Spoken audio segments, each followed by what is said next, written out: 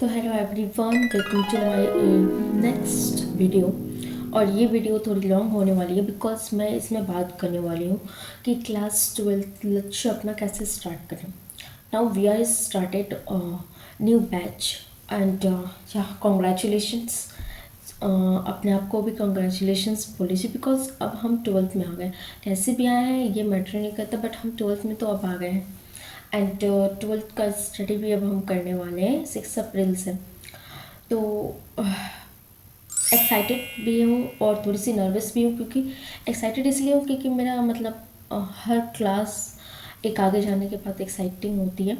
And nervous इसलिए हूँ because एक साल है नीट का भी और बोर्ड का भी, तो दोनों के साथ मैं ठीक है एंजॉय करना चाहिए नाउ। और आज मैं इसलिए आई हूँ कि मैं आपको बता सकूँ कि मैं कौन सा बैच ली हूँ और मेरी स्टडी कैसे होने वाली है। तो मैं बैच ली हूँ अर्जुना का 1.0 बैच ली हूँ, जो मैं 11th में ली थी। और अब मैं 12th में लक्ष्य का बैच ली हूँ, और लक्ष्य के साथ मुझे परिश्रम बैच भी मिला है और उसका और सारे वर्जन्स जो 2.0, 3.0, 4.0 ये सारे हमें भी मिले हैं। एंड लिटरली बताती हूँ, मैं जितना एक्सपेक्ट नहीं की थी कि मतलब एक बैच में उतनी सारी चीज़ें मिली है। मतलब कोटा के लेजेंड मिले हैं एंड नॉर्मल्स हमारे पीडब्ल्यू के स्टार्स मिले हैं, बहुत सारी फैकल्टी मिली है यार। लिटरली पूरे का ही। तो सबसे पहले मैं बता दो कि मैं किस टीचर से पढ़ूंगी। तो मैं पीडब्ल्यू के स्टार से ही पढ़ूंगी, मैं कोटा से नहीं पढ़ पाऊंगी बिकॉज कि जो कोटा लेजेंड्स हैं, हाँ अपने में अच्छे टीचर हैं, बट मैं उन्हीं से कनेक्ट कर पाऊंगी जिनसे पिछली बार कनेक्ट कर पाई हूँ। और physics of course MR sir पढ़ाते हैं, तो MR सर से एंड यहाँ अब ब्रिज कोर्स है और उस ब्रिज कोर्स को मतलब देखना है ताकि हमारा 11th मतलब अच्छे से कवर हो जाए। जो 12th में पहले आएगा पढ़ने के लिए वो कवर हो जाए। Literally I am so happy यार, मैं आपको क्या ही बताऊँ कि मतलब कहाँ मिलेगा ऐसा बैच यार। 5000 में आप सब कुछ मिल रहा है with 11th revisions and 12th का स्टडी भी। एंड MR सर का प्लान मैंने कल देखा, बस मैंने प्लान देखा। उनका जो ब्रिज कोर्स है आज मैं देखने वाली, क्योंकि आज मैं इसीलिए सुबह में जग गई हूँ। 3:32 हो रहा है एंड 4 बजे उनका लेक्चर देखूँगी ब्रिज कोर्स। तो मैं आपको सिर्फ इतना बताने आई हूँ कि सब कुछ बेटर है, मतलब कि जो भी हमारे कोटा के लेजेंड हैं वो भी बेटर हैं और लच्ची के लेजेंड्स हैं वो भी मतलब पीडब्ल्यू के जो लेजेंड्स हैं वो भी बेटर है। बट जिससे आप अच्छे से कनेक्ट कर पा रहे हो ना, जिससे आप पिछली बार पढ़े हो उसी से आप पढ़ना, जिससे आपको समझ में आता हो, क्योंकि हर टीचर की अलग अलग स्टाइलिंग है पढ़ाने के। एंड या आज हम MR सर का फिजिक्स पढ़ेंगे तो ऑफकोर्स इतना तो पता चल जाएगा कि MR सर कैसे पढ़ाते हैं। पिछली बार मैंने अर्जुना में आयु सर से फिजिक्स ना पढ़ के राजवंश सर से फिजिक्स पढ़ा था, क्योंकि मुझे आयु सर का पढ़ाया हुआ समझ में नहीं आ रहा था और कहीं ना कहीं मुझे थोड़ी सी दिक्कत हो रही थी। दैट्स वाई कि मैं राजवंश सर का क्लास लेती थी। थोड़ी सी बैकलॉग हो गई थी, इट्स ओके, बट समझ तो आना चाहिए। जो हमको समझ में आया राजवंश सर से वो आयु सर से नहीं आता। थोड़ी सी वीक है हम भी, तो उसी वीकनेस के साथ हम स्टडी करते हैं। तो नाउ मैंने इतना तो बता दिया कि मैं कौन सा बैच भाई की हूँ, ये सब कुछ बता दिया। रूटीन ये रहेगा कि कोई भी रूटीन हम बनाते हैं ना वो जल्दी फॉलो नहीं हो पाता, उसको बहुत मेहनत लगता है फॉलो करने के लिए। एंड उसी को फॉलो करने के लिए now we are trying a simple routine and मतलब कम डेज का चैलेंज वाला रूटीन। मैंने इसे भी बताया था रूटीन कितना इंपॉर्टेंट है। अगर आपको जानना है ना तो ये मेरे शॉर्ट्स वीडियो में मैंने वो बताया था कि मतलब रूटीन को फॉलो कैसे करें। तो मतलब शॉर्ट्स मतलब कम कम डे थोड़ा थोड़ा दिन लेके अगर हम रूटीन को फॉलो करें ना, ऑफकोर्स रूटीन फॉलो होगा। क्योंकि जब हम ज़्यादा दिन ले लेते हैं ना तो देन हम भी कंफ्यूज हो जाते हैं कि अच्छा उतना दिन है मैं भी करना। बट आप 6 डेज का चैलेंज लो, आपका माइंड जो है ना ऑफकोर्स थोड़ी मतलब ये करेगा। जब कम दिन का चैलेंज कर लेते हो फिर ये, तो फिर आप ऐसे डेट बढ़ा सकते हो।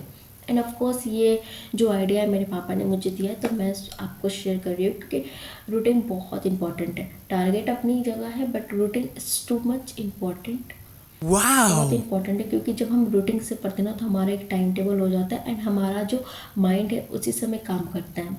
देन या तो हम बेसिकली हम घर गए थे, 3 महीने से घर थे हम, एंड दैट्स वाई रीजन कि मुझे कुछ समझ में आने वाला तो है नहीं, मतलब इट मीन्स आएगा, बट जो भी 11th के पढ़े ना, थोड़ी थोड़ी भूल गई हूँ, क्योंकि रिवाइज नहीं की हूँ Oh my 3 God. महीने से।